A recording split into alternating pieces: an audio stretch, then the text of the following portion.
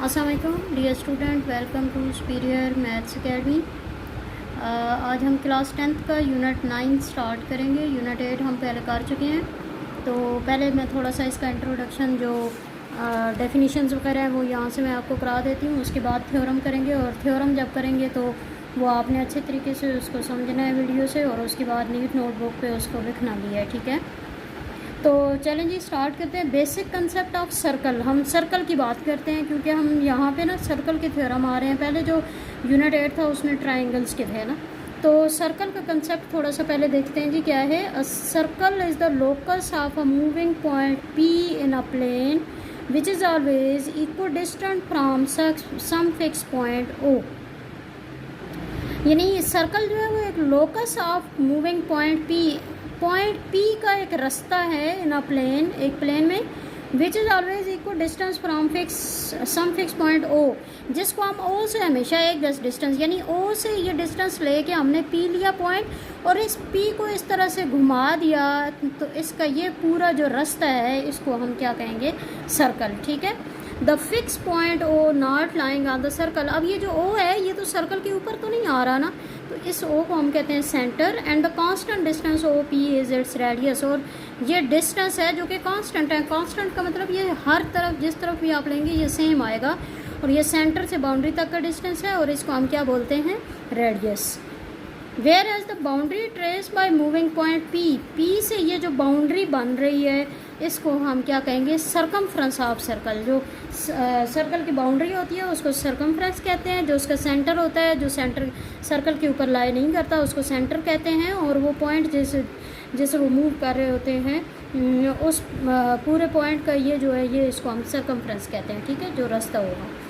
Note that radial segment, radius को ही बोलते हैं रेडियल सेगमेंट, ठीक है। Of a circle is a line segment determined by the centre and a point on the circle. यानी जो radius हम लेते हैं, जो रेडियल सेगमेंट है वो यही होता है ना, सेंटर से बाउंड्री तक के किसी भी पॉइंट पर हम जो डिस्टेंस लेते हैं उसको हम सर्कल रेडियल सेगमेंट कहते हैं। Determined by the centre and a point on the circle. There was only one centre point, एक सर्कल का सिर्फ एक ही सेंटर पॉइंट हो सकता है, ठीक है। Whereas all the radii of circle are equal in length. Radii, radius की प्लूरल है, वो मैं पहले आपको बता चुकी हूँ कि रेडियस हर तरफ से, जिस तरफ से भी आप लेंगे वो सेम आएगा, ठीक है। जैसे यहाँ पे इन्होंने ना ये कह दिया जी लेंथ ऑफ रेडियल सेगमेंट। अब यहाँ पे ये तीन रेडियस बन रहे हैं, ये ओ पी, ओ टी और ओ क्यू, और ये तीनों रेडियस है ना, तो रेडियस क्योंकि इक्वल होते हैं तो इसलिए हमने कह दिया कि ये इक्वल आएंगे। उसके बाद नेक्स्ट बात क्या है जी, 2 pi r is the circumference of circle. Circumference जो होता है, जो बाउंड्री होती है, उसका फार्मूला होता है 2 पाई आर, और आर यानी कि रेडियस को शो कर रहा है, और पाई जो है वो एक इरेशनल नंबर है, being the ratio of circumference and diameter. और ये जो पाई होती है ये सर्कमफ्रेंस और डायमीटर की रेशियो होती है, ठीक है। यानी सर्कमफ्रेंस होता है ना 2 पाई आर, और डायमीटर होता है 2 आर, तो 2 आर को कैंसिल जब कर लेते हैं ये पाई बच जाता है, इसको हम कहते हैं ये क्या है, इरेशनल नंबर है। An arc A C B of circle, यहाँ पे आप देखें ये ए सी बी, ये आर्क जो सर्कल की कुछ बाउंड्री का कुछ हिस्सा होता है ना उसको आर्क कहते हैं। ये जो आर्क है of circle is any portion of its circumference, ये सर्कमफ्रेंस का कोई भी पोर्शन हो सकता है, बाउंड्री का कुछ हिस्सा हो सकता है, ठीक है। अ क्वाड ए के बी, ये क्वाड सीधी लाइन जो है, ठीक है, A K B of a circle is a line segment joining any 2 point A and B on the circumference of circle. यानी जो सर्कमफ्रेंस सर्कल का होता है उस पर कोई भी 2 पॉइंट को मिलाने वाली जो लाइन होगी उसको हम क्या कहेंगे, क्वाड, ठीक है।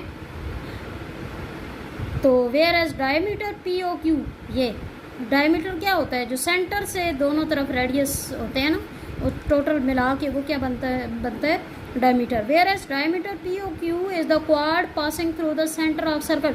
अब ये भी तो एक क्वाड है ना, जो सर्कमफ्रेंस के एक पॉइंट को दूसरे पॉइंट से मिला रही है, लेकिन ये क्वाड होने के साथ साथ डायमीटर भी है जो कि सेंटर से पास कर रहे हैं, ठीक है।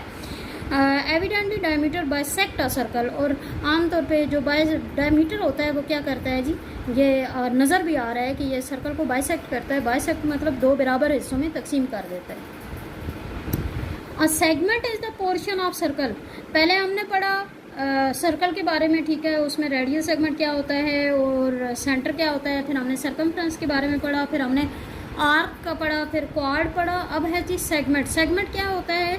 A segment is the portion of circle bounded by an arc and a corresponding quad. यानी सेगमेंट क्या होता है कि आर्क और एक क्वाड को मिलाने वाला जो एरिया होता है, एक आर्क और एक क्वाड के दरमियान में, इस पूरे को हम क्या कहते हैं? सेगमेंट, ठीक है। Evidently any quad divide a circle into 2 segments. कोई भी क्वाड हम यहाँ पे लें, यहाँ पे लें, जहाँ पे मर्जी लें, वो सर्कल को 2 हिस्सों में तकसीम कर देती है, ठीक है।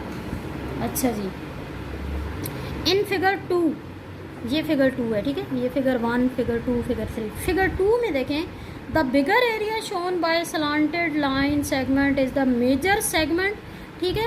ये जो बड़े वाला एरिया है, ये स्लांटेड लाइन से ज़ाहिर किया गया है, ठीक है। ये मेजर सेगमेंट है, ये बड़े वाला है ना, मेजर हो गया, मेजर सेगमेंट है। Where is the smaller area shown by shading is the minor segment, जबकि ये जो शेड हुआ हुआ है ये माइनर सेगमेंट है, ठीक है। और अ सेक्टर, उसके बाद सेगमेंट के बाद आ जाता है जी सेक्टर। सेक्टर क्या होता है? A sector of circle is the plane figure bounded by 2 radii and an arc. यानी जो सर्कल के 2 रेडियस और एक आर्क के दरमियान वाला ये जितना एरिया होता है, इसको हम सेक्टर कहते हैं, ठीक है। ये सेक्टर ऑफ सर्कल होता है। Any pair of radii divides a circle into 2 sectors. अब अगर कोई भी 2 रेडियस लें तो वो सर्कल को 2 सेक्टर में डिवाइड कर देते हैं। जैसे हमने यहाँ पे 2 रेडियस लिए, एक ये माइनर सेक्टर हो गया छोटे वाला, एक बड़ा वाला सेक्टर हो गया। इसी तरह जहाँ पे आप मर्जी कोई भी 2 अगर आप रेडियस ले लें तो ऐसे ही होगा, ठीक है।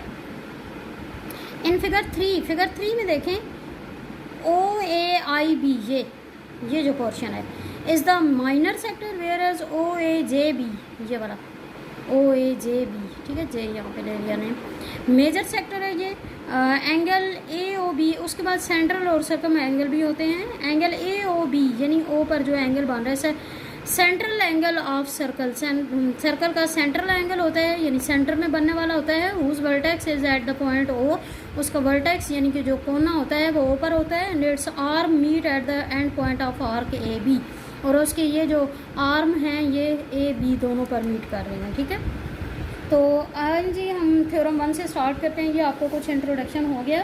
थ्योरम 1 की स्टेटमेंट देखें, 1 and only 1 circle can pass through 3 non collinear points.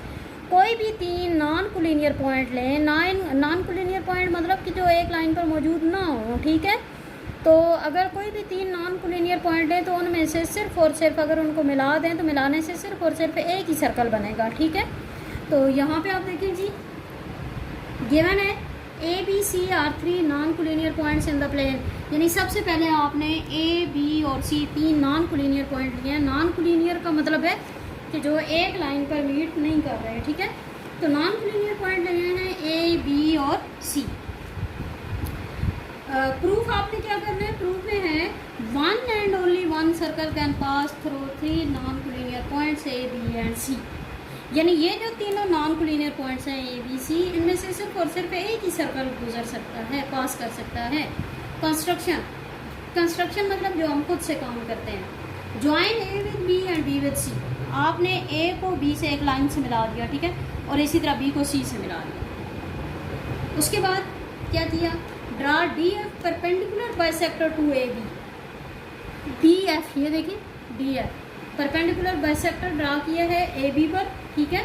Perpendicular bisector का मतलब कि एक व्यू ये 90 का एंगल बना रहा है, दूसरा 2 बराबर हिस्सों में इसको डिवाइड भी कर रहा है इस लाइन को। इसी तरह H के परपेंडिकुलर बाइसेक्टर टू BC। इसी तरह H के हमने दूसरा परपेंडिकुलर बाइसेक्टर ड्रा किया BC के ऊपर, ठीक है। DF and HK are not parallel and they intersect each other at point O।